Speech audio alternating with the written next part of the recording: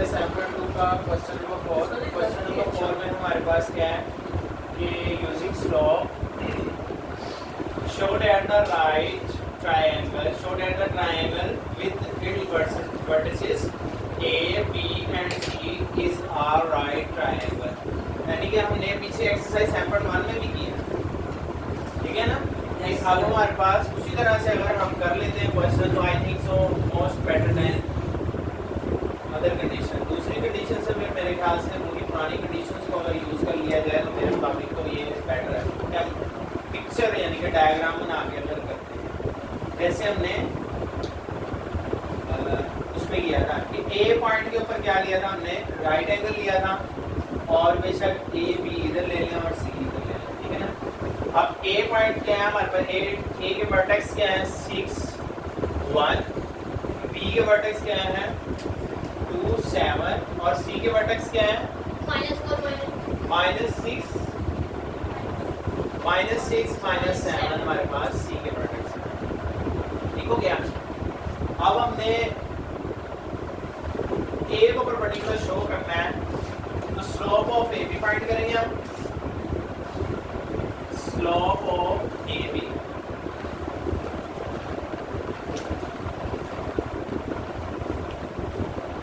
Slope of A B हमारे पास क्या है, M A B is equal to the y2 minus y1 x2 minus x1। y2 यहाँ क्या है हमारे पास ए बी का 7 minus 1, 7 हमारे पास y2 का और ये 1 हमारे पास y1 है। x2 क्या है हमारे पास 2 minus 6, 7 minus 1 6, 2 minus 6 4, माइनस का बड़ी वैल्यू का साइन। अब डिवाइड करेंगे 2 3 दा 6 2 दा -3/2 आ गया हमारे पास slope of A B.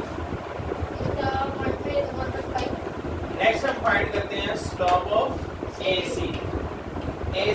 Slope of A B find कर लिया, slope of A C find करेंगे। स्लोप ऑफ ए सी नहीं, बी सी नहीं फाइंड करेंगे।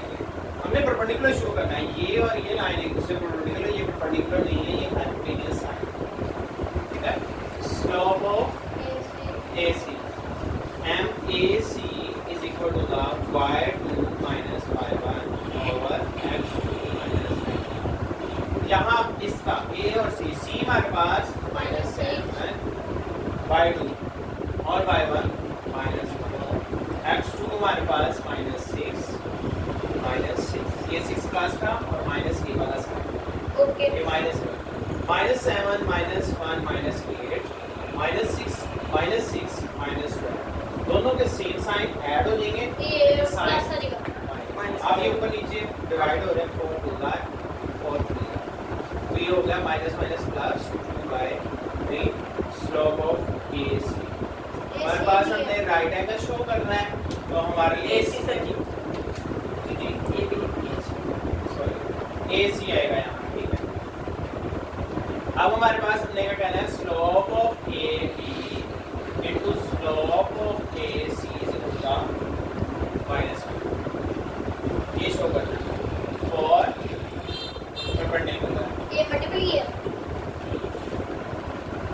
M A B dot. अगर ये परपेंडिकुलर है तो इसको आना चाहिए इसके बराबर आंसर, ठीक है ना। सो हमारे स्लोप ऑफ ए बी की क्या वैल्यू है, -3/2 मल्टीप्लाई बाय 2/3, 3 से कैंसिल 2 से कैंसिल, आंसर क्या है -1। Hence A B C vertices A, B and C are at right angle,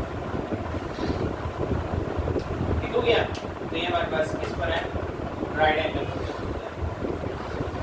next हमारे पास क्वेश्चन नंबर 5।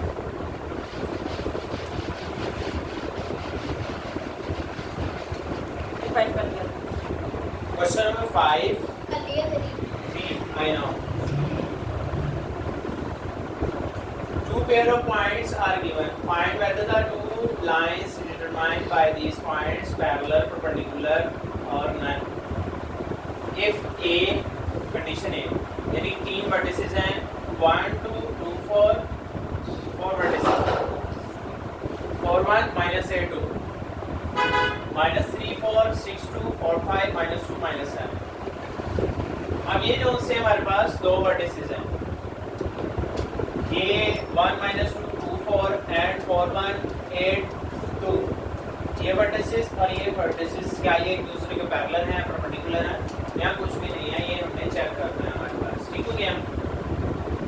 पार्ट 1 है हमारे पास, तो पूछ रहा है क्या ये पैरेलल है? ओके, क्या ये पैरेलल है?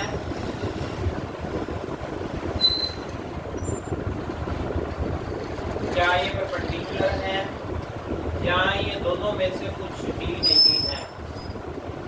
ठीक है, तो हम इसको चेक करने लगे हैं।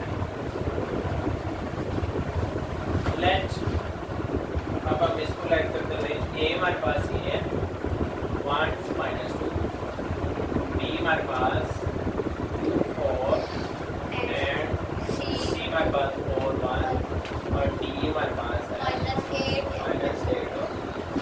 अब हमने देखना slope of A B, slope of C D क्या एक दूसरे के बराबर है या एक दूसरे के परपेंडिकुलर है या इनमें से दोनों ना बराबर है ना परपेंडिकुलर, ये आंसर को लाना है हमने चेक करते हुए। ठीक है, तो क्या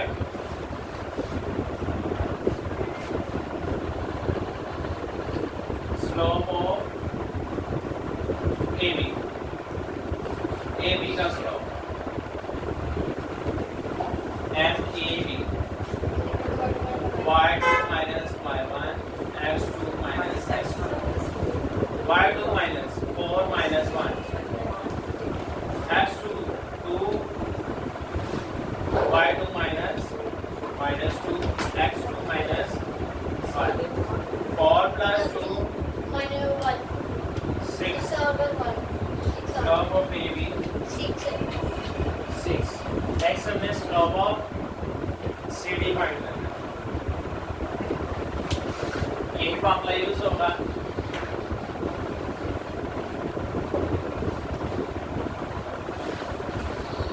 slope of CD y2 2 minus 1 x2 8 minus 8 minus 1 by minus 12।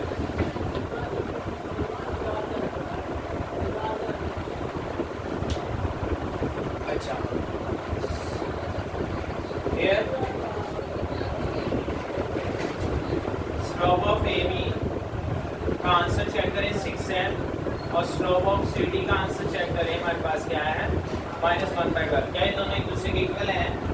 नहीं है, तो ये दूसरे के पैरेलल नहीं है। अब हमारे पास हमने चेक करना है क्या ये परपेंडिकुलर है कि नहीं है। अब इन दोनों को मल्टीप्लाई करेंगे हम, तो चेक करेंगे हमारे पास आंसर क्या आता है, slope of A B into slope of C D. Slope of A B हमारे पास है 6 और मल्टीप्लाई बाय -1/12, 6 टू द -1/2 आया, तो ये हमारे पास नॉट इक्वल टू द -1। तो हमारे पास इवन वर्टिसेस नॉट पैरेलल और नॉट परपेंडिकुलर, इवन वर्टिसेस यानी नन है, दोनों में से कुछ नहीं है। इवन वर्टिसेस नॉट पैरेलल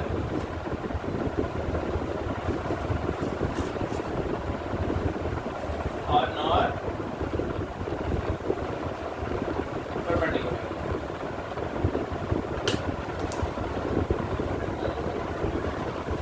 ना ये पैरेलल है ना ये परपेंडिकुलर। ऐसे हम सेकंड पार्ट को चेक करते हैं क्या ये पैरेलल है या परपेंडिकुलर है एक दूसरे के। ठीक हो गया, सेकंड पार्ट है हमारे पास बी में -3 4 6 2 and 4 5 -2 -7। लेट हमारे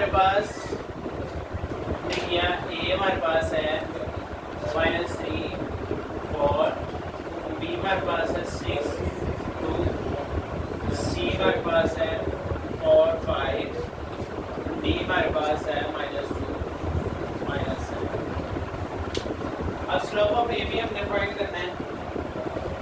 ए बी के लिए हमारे पास a by 2 a by 1 2 minus 4 2 minus 4 6 minus minus 3 minus 2 6 plus 3 minus 2 by 9 slope of AB. Next is slope of CD.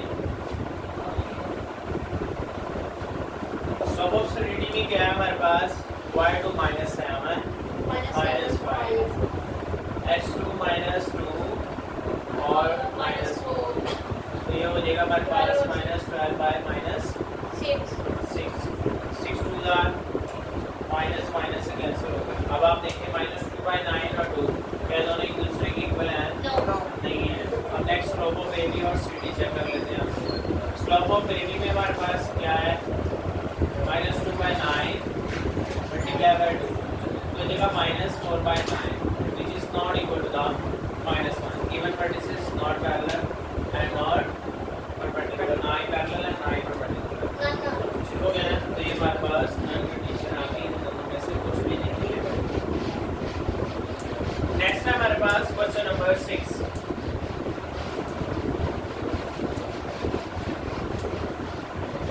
वो question number 6 board point of view से important है short questions के लिहाज से, ये आप याद रखिएगा। ये छोटी question number 6 board point of view से शॉर्ट क्वेश्चंस के लिहाज से इंपॉर्टेंट है। हमने उसमें क्या करना है find an equation, find an equation. इसकी पहली कंडीशन है ए में हमारे पास the horizontal line, the horizontal line through 7 minus 9 square।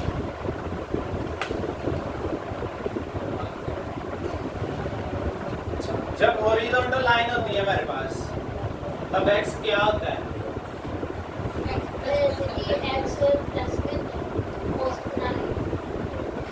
Horizontal line किस एक्सिस में होती है? x एक्सिस में होती है, ठीक है ना? x एक्सिस पे x क्या होता है? नहीं देखिए x एक्सिस पे हॉरिजॉन्टल लाइन होती है, इस पे x क्या है? 0। ये 0 एक्सिस है।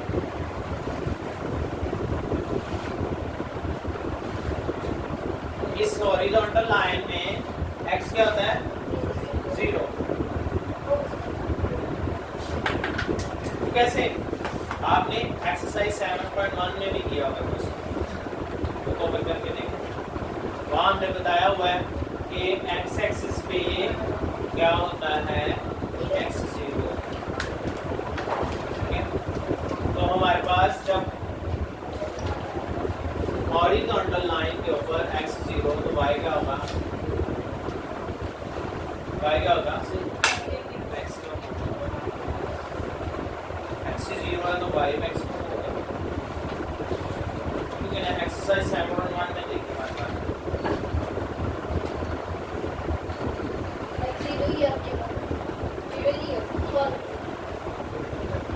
तुम्हारे पास लाइन कहाँ आएगी? अगर x 0 है तो हमारे पास लाइन आएगी इस तरह वर्टिकल लाइन, ठीक है ना? अब हमारे पास इक्वेशन क्या आ जाएगी? जब x 0 हो जाएगा, x कंसीडर नहीं होगा, तो y is equal to the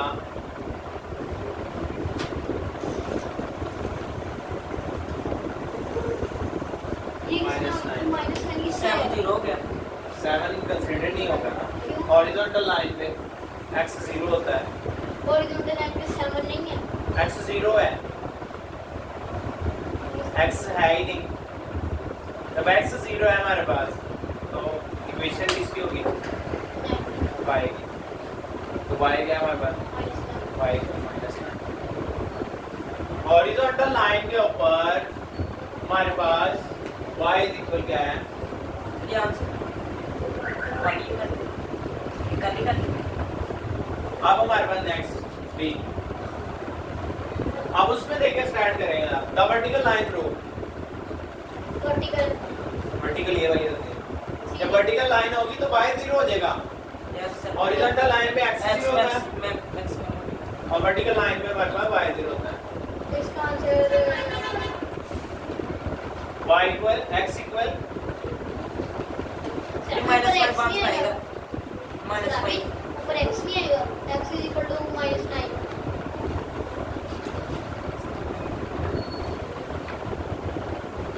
बेटे ये x की वैल्यू है, फिर y इक्वल ही आना है। यहाँ पे x ही होगी, वो x है। हाँ, यहाँ वर्टिकल लाइन 0 होगी तो यहाँ पे आंसर आएगा -5 x आंसर वर्टिकल लाइन पे x का आंसर आता है।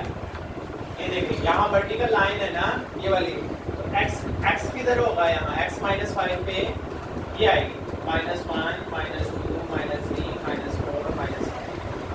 ये x जब -5 होगा तो वर्टिकल लाइन आएगी। जब x -5 होगा तो वर्टिकल लाइन आएगी। जब y -9 होगा तो हॉरिजॉन्टल लाइन आएगी। उसने कहा हॉरिजॉन्टल लाइन, देखो क्या इसका ऊपर -9 था। इसका जी, ये वर्टिकल लाइन पे y ये हमारे पास -9 होगा, ये हमारे पास y -9 हॉरिजॉन्टल लाइन होगी।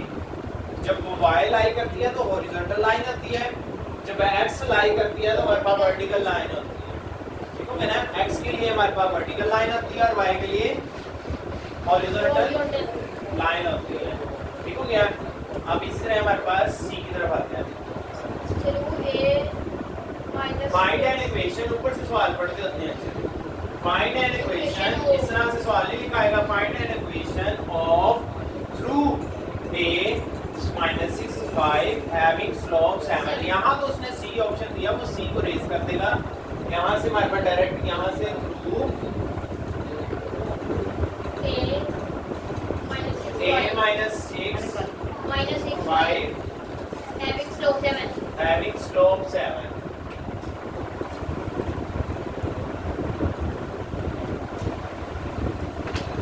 अब वो कितना है? फाइंड एन इक्वेशन, एक इक्वेशन फाइंड करें जिसके वर्टेक्स जिसका a है -6 और 5 और स्लोप 7 है। ये हमारे पास ऐसे लाइन है, ये स्लोप है, ये इसका वर्टेक्स है a और ये उसका स्लोप है 7। इसकी इक्वेशन बनानी है, इस लाइन की इक्वेशन बनानी है, इक्वेशन ऑफ लाइन। अब हमारे पास स्लोप है m किसके बराबर है? 7 के। और फॉर्मूला क्या है स्लोप का? y2 minus y1. y2 minus y1 over x2 minus x1. x2 minus x1। ठीक है। जब आपके पास, अब हमने इसमें से पॉइंट लगा देना, ये x है ये y है। ठीक है। जब हमारे पास a और पॉइंट b जब लेते हैं, ये point b, slope of line find करते हैं जब एक पॉइंट b1 हो और b पॉइंट हमें लेना पड़ता है x और y। ये भी वेरिएबल लेना पड़ेगा। जी, b हमारे पास कोई x और y वेरिएबल यहाँ कंसीडर करने, इस वजह से क्योंकि हमने इक्वेशन फाइंड करनी है। इक्वेशन वैल्यू जी, हमें इक्वेशन फाइंड करने के लिए x और y वेरिएबल ऐड करने पड़ेंगे b पॉइंट पर। अब slope of a b y2 y हो गया, हम यहाँ पे कोई भी वेरिएबल ले सकते हैं। x y ले लें, x y लेना। x y variable, x y c variable होते हैं ना, a b c variable consider नहीं होते, x y c मैथ भी ऐसे में करना। हाँ, मैथ के लिहाज से x y c ही वेरिएबल तो y भी ले लें इसमें। y c ले लें, लेकिन हमारे पास सिंपली सभी इक्वेशंस को x y की फॉर्म कर दें, तो हमारे पास वेरिएबल कोई भी, तो हमारे पास स्लोप ऑफ a b का स्लोप y माइनस y यहाँ क्या है y2 y minus 5 x minus -6 और स्लोप क्या है m क्या है 7। आगे से हमने इक्वल टू ठीक है ना।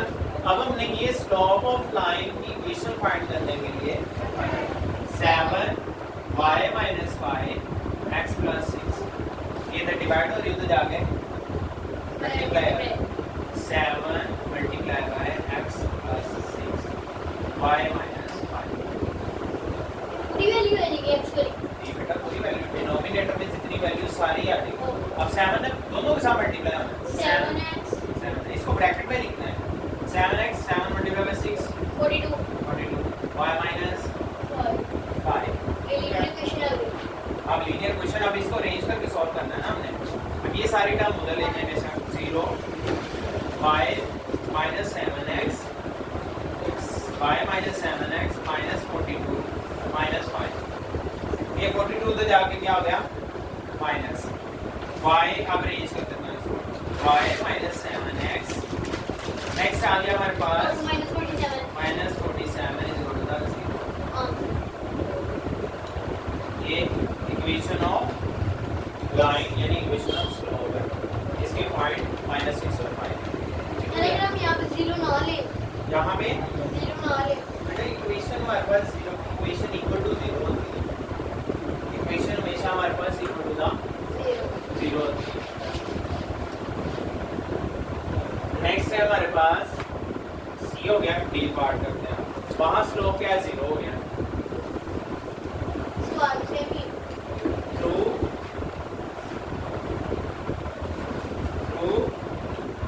8 -3 minus 3 having slope 0 having slope 0 slope 0 0। Slope यहाँ 0 हो गया। यहाँ पॉइंट हमारे पास चेंज हो गए। -8 है स्लोप 0 हो गया Minus -8 और 3 -88 और -3। ठीक है अब इसमें सॉल्व करवाए देखें। स्लोप 0 m क्या हो गया 0। अरे यहाँ पे हमें भी लेट करना पड़ेगा। सारा ऐसे सेम हैविंग स्लोप m है हमारे पास। y2 हमारे पास y2 यहाँ y है -3 -3 x x -8 0 is equal to y plus 6 directly value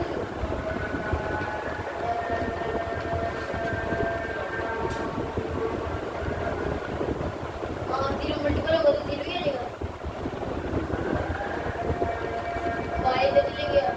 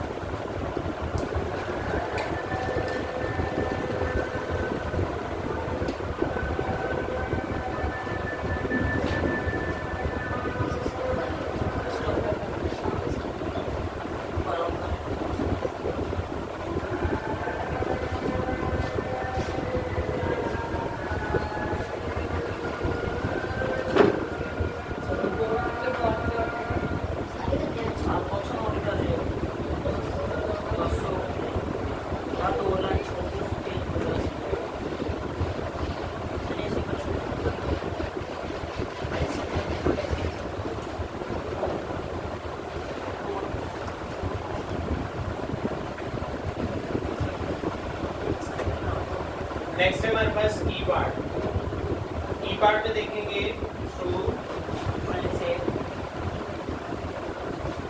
-8 5 5 slope is undefined having slope undefined slope कुछ भी नहीं है undefined.